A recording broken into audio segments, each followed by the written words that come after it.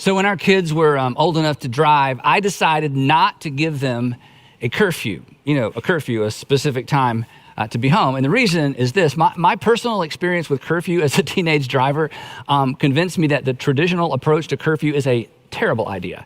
At 16 years old, curfew transformed me into an overly aggressive weekend driver. Now, on weekdays, I was fine, but on Friday and Saturday nights, not so much. And you know why? Because on Friday and Saturday nights, I found myself suffering from 5-minute syndrome, the 5-minute syndrome. You know what this is?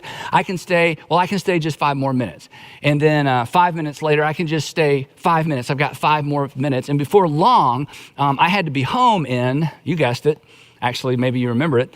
I had to be home in 5 minutes. I had to be home in 5 minutes, regardless of how many minutes it would actually take me to get home, which explains my overly aggressive weekend driving. So when my kids started driving, I didn't tell them what time to be home. I told them what time to leave for home. And thanks to cell technology, I knew if they left on time. Now, you have experienced some version of this curfew dynamic as an adult, where your margin for error got gobbled up with just 5 more minutes thinking, whether it was one more drink, one more business trip, one more sleeve of cookies, one more pair of shoes, one more swipe of the credit card. Whatever it is, the outcome is usually the same. And here's where the math begins to fall apart. One more rarely adds anything. When it comes to 5 more minute thinking, one more rarely adds anything. In fact, worse, it usually subtracts. One more actually results in less, oftentimes, of what we value the most, right? And while it's been a while since curfew dictated your driving habits, your current driving habits, in fact, are influenced by a similar dynamic. Unless you are a very unusual driver, you drive either at or slightly above the posted speed limit, right? And while most of us feel little to no guilt driving faster than the posted speed limit, none of us want to get pulled over. So what do? Well, we choose the speed that we're convinced allows us to break the law while avoiding an encounter with the law. And my point, whether it's curfew, diet, driving, spending, our natural inclination, you know this, our natural inclination is to live as close to the line as possible. Which line? Well, the line between legal and illegal, the line between responsible and irresponsible, the line between moral and immoral, the line between ethical and unethical, the line between I'm still in control and I need help. And it's just human nature. It's human nature to snuggle up to the edge of irresponsibility, disaster, embarrassment, and to stay there as long as possible. It's human nature to get by with as much as we can get by with without becoming our own worst enemy, without being grounded, embarrassed, or expelled, fired, or kicked out of the house. And here's the thing. Fueling this incessant flirtation with disaster is a flawed assumption that informs so many of our decisions. An assumption that, it basically impedes our ability to make good decisions. And this assumption is why I think we're so comfortable living, dating, spending, eating, drinking, and driving on the edge of embarrassment or worse. And so for the sake of clarity, I'll illustrate this assumption with 4 contrasting ideas. Here's the assumption I'm talking about. If it's not wrong, then it's all right. If it's not illegal, then clearly it's permissible. If it's not immoral, it's acceptable. And if it's not over the line, it's fine. Now, if the problem with this way of thinking is not immediately apparent, just put on your older or brother, sister hat for a moment. If you're a parent, just put on your parent hat for a moment. I bet, and we've never met probably, but I bet you don't set the bar that low for your children. You don't set the bar that low for anybody that you care about. To embrace these assumptions is to organize your life or to organize somebody else's life around the lowest common denominator, right? Essentially, we're asking, how low can I go? How close to bad can I get without actually being bad? How close to wrong can I get without actually doing something wrong? Or if you're religious, how close to sin can I get without actually sinning? But it doesn't stop there, does it? Before long, we're asking, How far over the line can I go without getting caught or experiencing any consequences? How unethical, how immoral, how insensitive can I be without creating unmanageable outcomes? How long can I neglect my family or my finances or my health without feeling the effects? How much can I indulge an addictive behavior without actually becoming addicted? It's a slippery, dangerous slope. And it all begins by asking the wrong question. Is there anything wrong with this? A question that usually leads to a second question. How did I get myself into this? Drawing our lines, setting our limits, and establishing our moral or ethical standards on the borderline between right and wrong, legal, illegal, healthy and unhealthy, eliminates any margin for error. It is a foolish and it's a dangerous way to live. And here's the thing. I haven't told you anything you don't already know. We already know this, right? It's why we respond the way we do when someone we love starts snuggling up to one of those elusive lines, right? We don't react to what they're doing, do we? We react to where they're heading. In those moments, we just know intuitively that the issue isn't, in fact, the question isn't, is there anything wrong, illegal, or immoral about what they're doing? We know intuitively that there's a more important question, a better question that needs to be asked. A question that if we ask it, if they ask it, will ensure a better decision. A question that if asked and answered honestly and acted on will ensure that they avoid avoidable regret. And the truth is this, if you'll get in the habit of asking this better question, you'll avoid avoidable regret as well. And that question is the fourth of 5 questions we're exploring in this series, Better Decisions, Fewer Regrets. Better decisions, fewer regrets. Now, if you've been tracking along with us, you know that the idea behind this series is the often overlooked relationship between good questions and good decisions.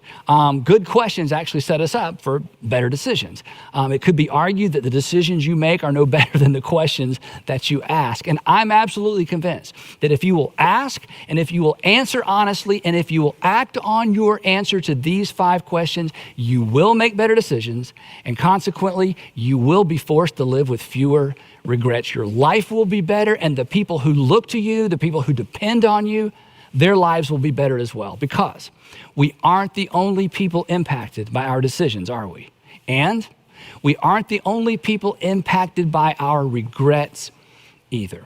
Again, if you've been following along in this series, you'll know that the first question we explored is called the integrity question. The integrity question. And the integrity question is, am I being honest with myself? Am I being honest with myself really? The easiest person to deceive in your life is the person you see every morning in the mirror. And as long as you are lying to yourself, you will never get to where you want to be, because you'll never get to where you want to be until you're honest about where you currently are. Our second question is the legacy question. The legacy question is, what story do I want to tell? What story do I want to tell? When the decision you're in the process of making right now, whether it's relational, financial, academic, professional, whatever it is, when the decision that you're making right now is nothing more than a story you tell, what story do you want to tell? And the good news is you get to decide, but you decide the story of your life one decision at a time, because as far as it's up to you, you write the story of your life one decision at a time. Now, last time we were together, we explored the conscience question. The third question is the conscience question. The conscience question is there attention that deserves my attention? When everything looks good on paper, when everybody's nodding in agreement, but there's something on the inside that just doesn't feel right about an option that you're considering. You can't put your finger on it, but there's just something not right. Pause and pay attention to that tension. And that brings us at last to our fourth question, and I call this one the maturity question. The maturity question. Now, the reason I call it the maturity question, and I hope this is a personal challenge, I call it the maturity question because asking this question requires and is evidence of, I think, maturity. And refusing to ask this question, well, it takes us back to the statement we began this series with from Proverbs, the one I suggested you memorize. The prudent see danger. Remember this? The prudent see danger and they take refuge. Prudent people are wise people. They embrace the reality that one thing leads to another and they decide their lives accordingly. The unwise, the immature, the naive, you know how this statement goes, the prudent see danger and take refuge. But the simple, they keep going. And what happens? They pay the penalty. So our maturity question is, what is the wise thing to do? What is the wise thing to do? When making a decision of any consequence, I want you to pause and ask, okay, what is the wise thing for me to do? The option you're considering may be legal, may be acceptable, permissible, an industry standard, not exactly immoral, but is it wise? Now, here's something mature people understand. This is why I love calling this the maturity question. Here's something that mature people understand and recognize and accept as fact. A decision, don't miss this, a decision can be both not wrong and unwise at the same time. A decision or an option you're exploring can be not wrong, it's not wrong, but it can be not wrong and unwise at the same time. Let me explain this.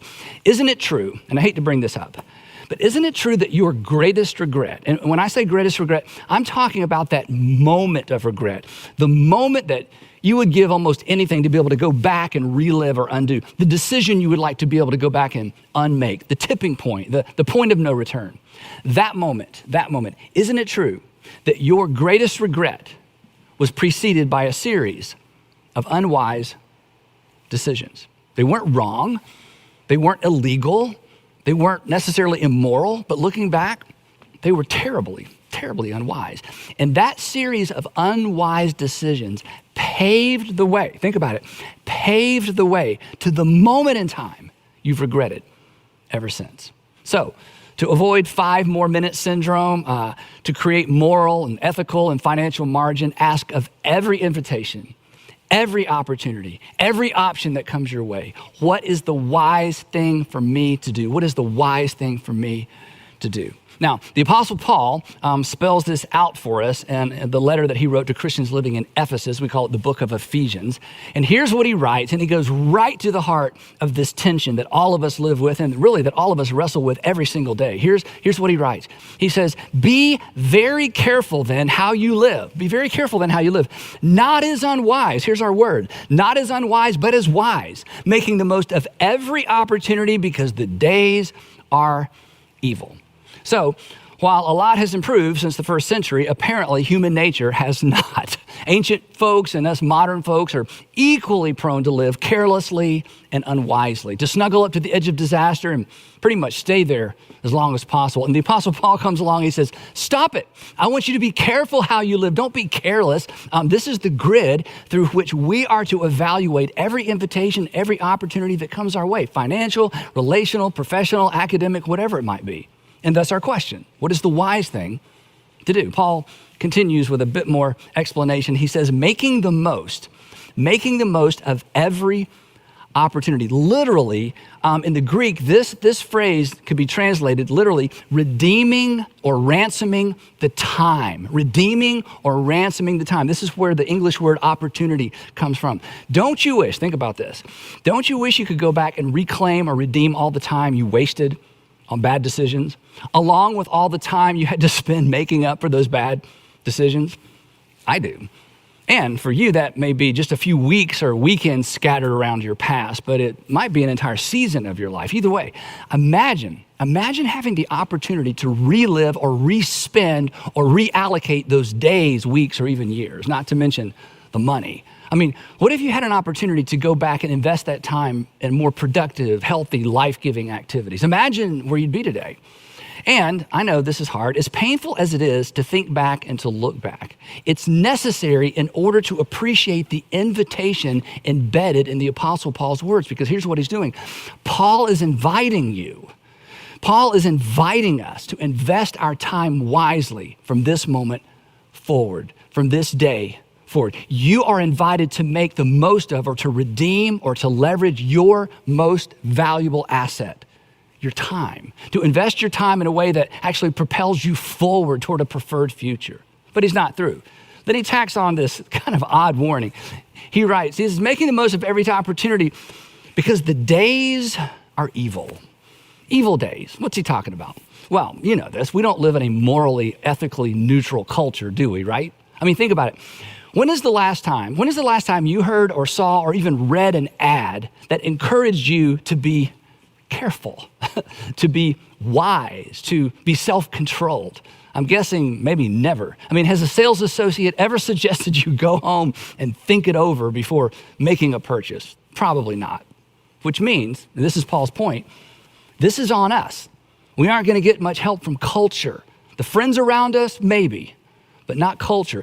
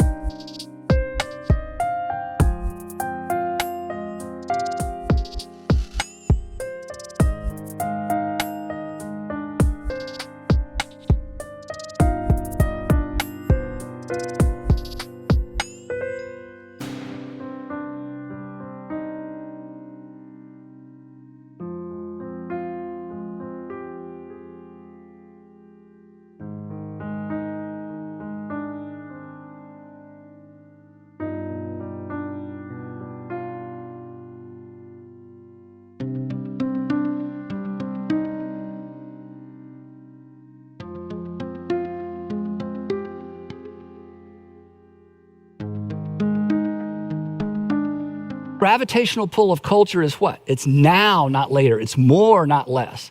This is why our fourth question, practically speaking, may in fact be the best question ever. It's why I call it the maturity question. So, in an attempt to anchor your conscience to our fourth question, I want to suggest that you ask this question from three perspectives: your past, your present, and your future. In fact, this is the version I taught my children when they were growing up, and this is the version of the question I've taught some of you before. In light of my past experience, my current circumstances, and my future hopes and dreams, what is the wise thing for me to do? In light of my past experience, my current circumstances, my future hopes and dreams, what is the wise thing for me to do? Now, I imagine you're familiar with the little quip that says, those who can't remember the past are condemned or are doomed to repeat it. You've heard that before. Well, on a personal level, it could be restated this way. Those who don't pay attention to what got them into trouble yesterday are liable to wind up in the same trouble tomorrow. It's not as catchy, but you get the point. The point being this: our past, our personal past, predisposes us to specific temptations, addictions, blind spots, just to name a few, right? Temptations, addictions, and blind spots that may not be temptations, addictions, or blind spots to anybody else. So, in light of your past experience, in light of your personal past experience, what is the wise thing for you to do? Every decision, every invitation, every opportunity that comes your way needs to be filtered through that question. I have a friend, I'll call him Steve, and Steve received some really unsettling advice about halfway through his premarital counseling with his soon-to-be wife, Shauna. The counselor said to Steve, in light of your family history, when you and Shauna return from your honeymoon, you need to come back and see me alone. Then it got worse. The counselor said, I want to introduce you to another counselor who specializes in family systems. Now, like most men, I mean, I can identify with this. You know, Steve felt like he'd already gone the extra mile by attending and paying for 4 premarital sessions with his counselor. And, now this. And Steve's next question was the question I think most of us would have asked. How long is that going to take, right? His counselor smiled. He told me this story. His counselor smiled and said, well, probably several months.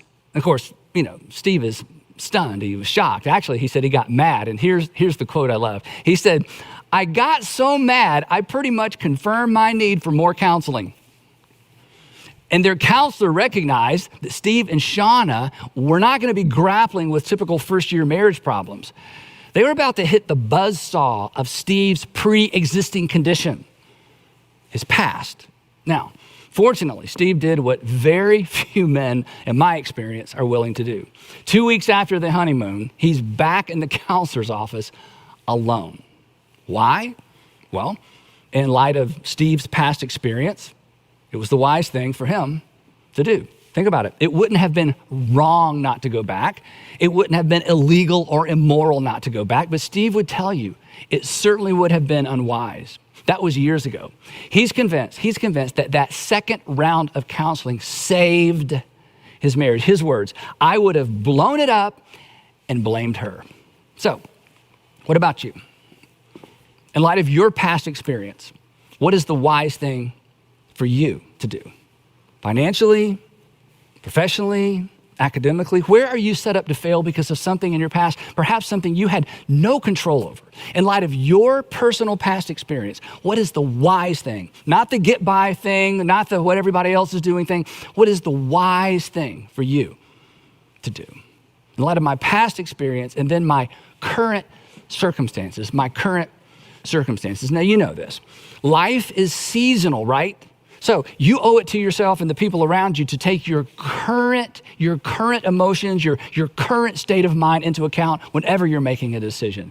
Most of my apologies stem from my propensity to react in the moment, to the moment. When I wait, my responses are better.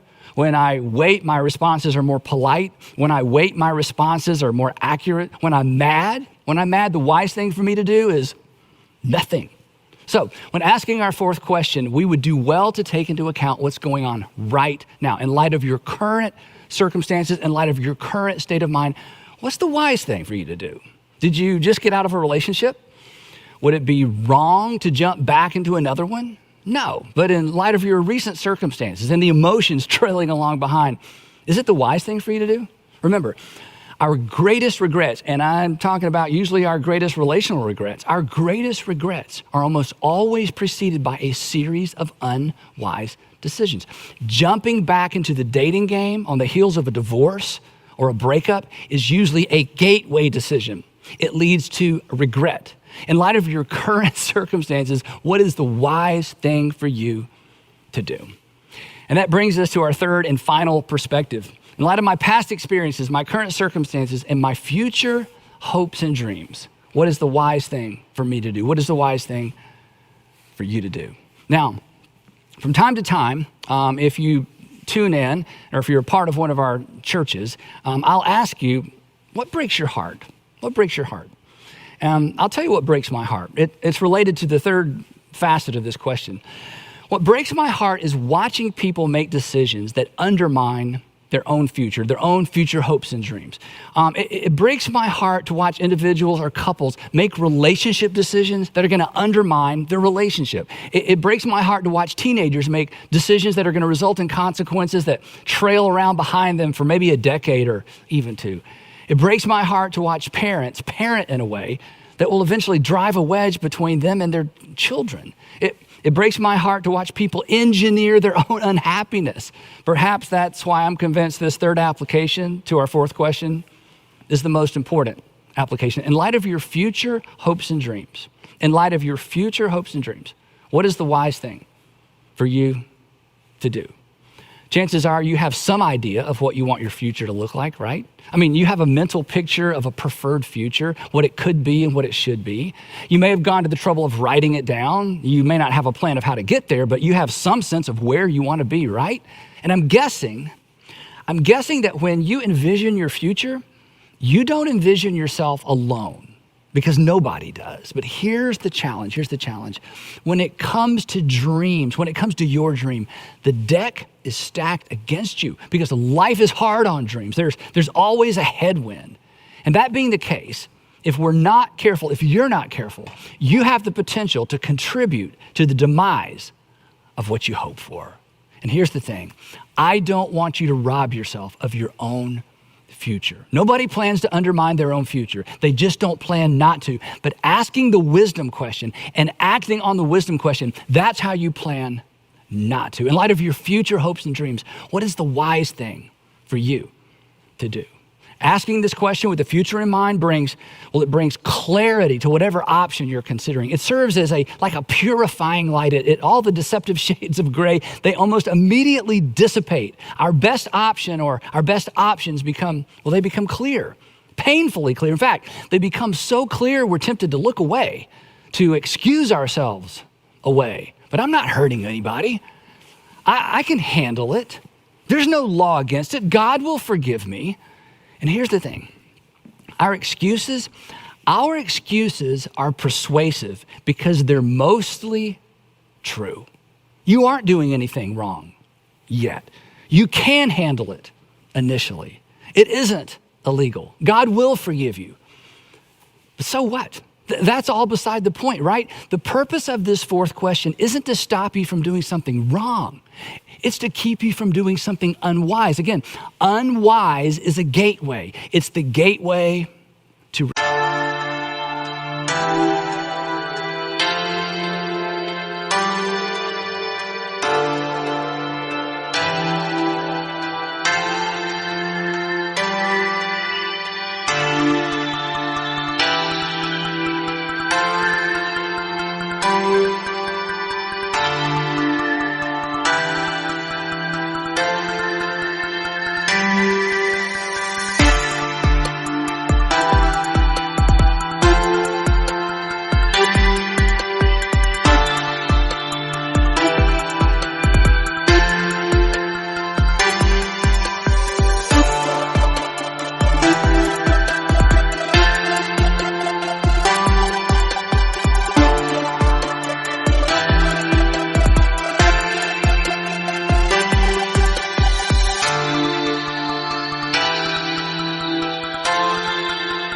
regret. It paves the way to that tipping point, the point, in some cases, the point of no return. So, would you be willing, here's the challenge, would you be willing to put away your old, worn out excuses once and for all? Come on, they have never served you well. They just silence your conscience, they cloud your reasoning, and ultimately, they really just diminish your ability to hear the voices of wisdom around you. Our excuses, you know what they do? They escort us to the threshold of regret. And once they get us there, do you know what your excuses do? They abandon you there with no margin for error. You've been there. I don't want you to ever go there again. So just decide to be done with all that. Instead of excusing yourself forward, dream and plan your way forward. Ask, in light of my future hopes and dreams, what is the wise thing for me to do? In light of where you want to be financially 5 or 10 years from now, what's the wise thing to do now? I mean, you're going to be somewhere 5 or 10 years from now financially, right? Shouldn't you decide? Do you know what? If you don't decide, you know who will decide? Retailers and lenders who care nothing about you. They will decide for you. And what's true financially is true relationally, academically, professionally as well. So come on, where do you want to be? Decide, write it down. If you're single, come on, if you're single, in light of what you ultimately want relationally, even romantically, what's the wisest way to conduct your relationships right now? What are you doing now? Think about it. What are you doing now that has the potential to rob you of your preferred future relationally? Now, that's a hard question to answer honestly, which takes us back to our first question in this series. Really, are you being honest with yourself? Are you being honest with yourself? Really? Are your relationships, come on, are your current relationships paving the way to your preferred relational future? Or are they escorting you to a place you don't want to be? A place you swore you would never go? In light of what you want later, what is the wise thing to do right now? If you're married and you're planning to go the distance with your spouse to finish together, to maybe enjoy grandchildren together, what can you do right now to facilitate that dream? What or who puts that dream at risk? What is the wise thing to do as it relates to protecting your marriage? You have children? Come on, what do you envision for your children in the future? What do you envision in terms of your relationship with your children in the future? What's the wise thing to do right now to protect that dream? Here's the thing, you know this. Everybody ends up somewhere in life, right? I want you to decide to live and to end up somewhere on purpose, and wisdom paves the way. Now, when teaching this question to university students or high school students, I always encourage them to commit the following little rhyme to memory. It goes like this. I wrote this many, many years ago. There's good and there's bad, but that's not my cue, but rather, what is the wise thing to do? There's good and there's bad, but that's not my cue. In other words, good and bad, that's no longer the filter through which I'm making decisions. My filter is better than that. There's good and there's bad, but that's not my cue, but rather, what is the wise thing to do. Don't settle for good. Don't settle for legal, permissible, acceptable, or even tolerable. If you do, you'll eventually find yourself living dangerously close to regret. You're better than that. You deserve better than that. Your family, the people who depend on you, they deserve better than that. Think about this. You are a unique blend. You are a unique blend of past experiences, current circumstances, and future hopes and dreams. And this question, the wisdom question, allows you to customize the decision-making process to your specific professional, financial, relational, or academic aspirations. So ask it. Ask it even if you don't plan to act on it. What is the wise thing for me to do? You owe it to yourself to know. I think you owe it to the people depending on you to know as well. So one last time, in light of your past experience, your current circumstances, and your future hopes and dreams, what is the wise thing for you to do?